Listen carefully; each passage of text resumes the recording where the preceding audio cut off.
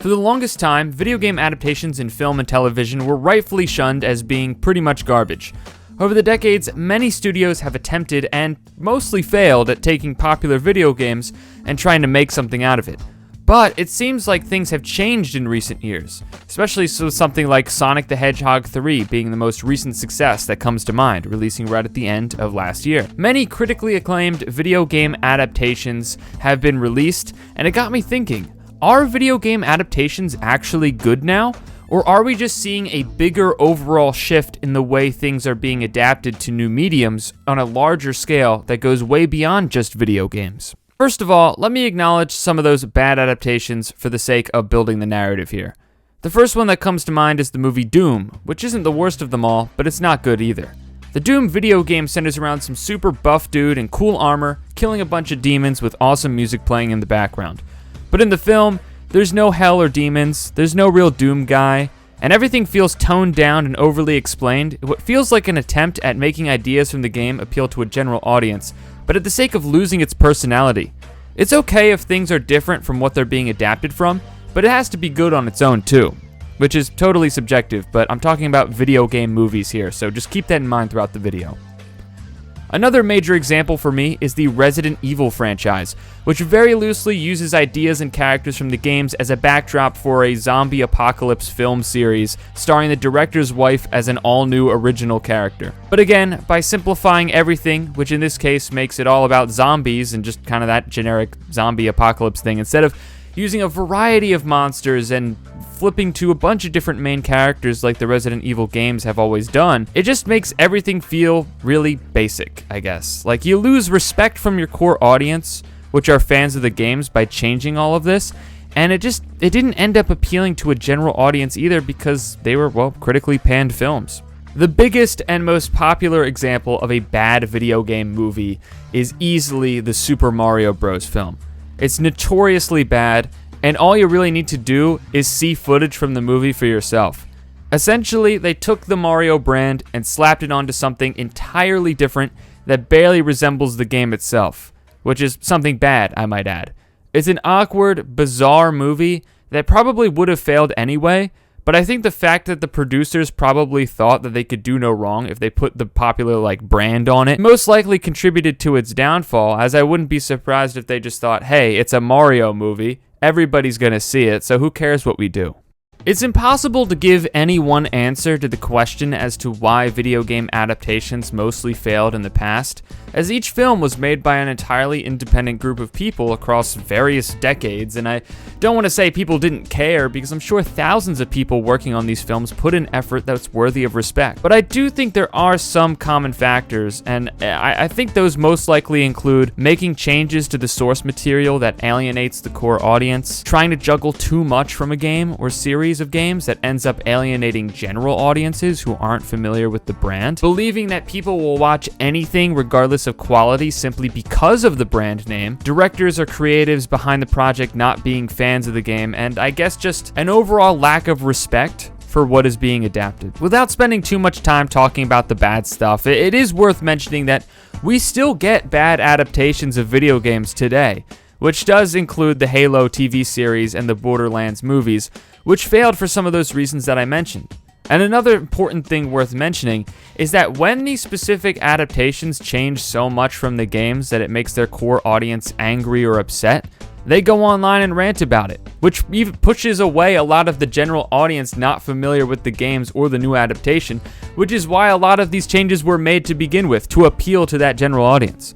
If you make your core audience angry, you probably won't have the success you're looking for. And that's not to say don't take risks, don't change anything, you just gotta keep those core fans in mind. Looking at this recent trend of success in video game adaptations, I feel like it's important to define what exactly makes them good on a, broad scale here across all these different adaptations.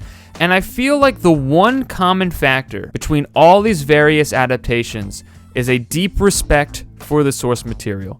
Now, like I said, it's okay if things are different from the source. It's a new medium, it calls for changes in and of itself. But it's vital when taking something and putting it in a new medium that you treat it with the utmost love and respect, because that respect, or lack thereof, is going to show through whatever it is that you're making. Think about it this way. Imagine if Peter Jackson, the director of the Lord of the Rings movies, was not a fan or simply wasn't aware of the books. Do you think the attention to detail, aptitude for making smart changes, and simply the love of the thing being created would be apparent in every frame of those movies? Probably not, and you would most likely have gotten a generic fantasy film at best and a pretty notoriously bad one at worst. But it's that respect for what is being created that ultimately gave that adaptation the level of care it needed to appeal not only to diehard fans of the book, which, is going to be very vocal about its quality, but also the general audiences who fell in love with something like The Lord of the Rings. Those are some of the biggest movies of all time. It was a very popular book, but I definitely would say the movies made it even bigger.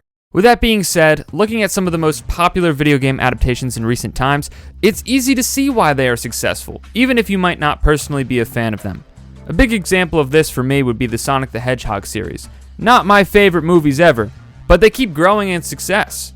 They are different from the games in many ways, but you hear it from Sonic fans all the time about how much the attention to detail from games are included, how much love is behind it.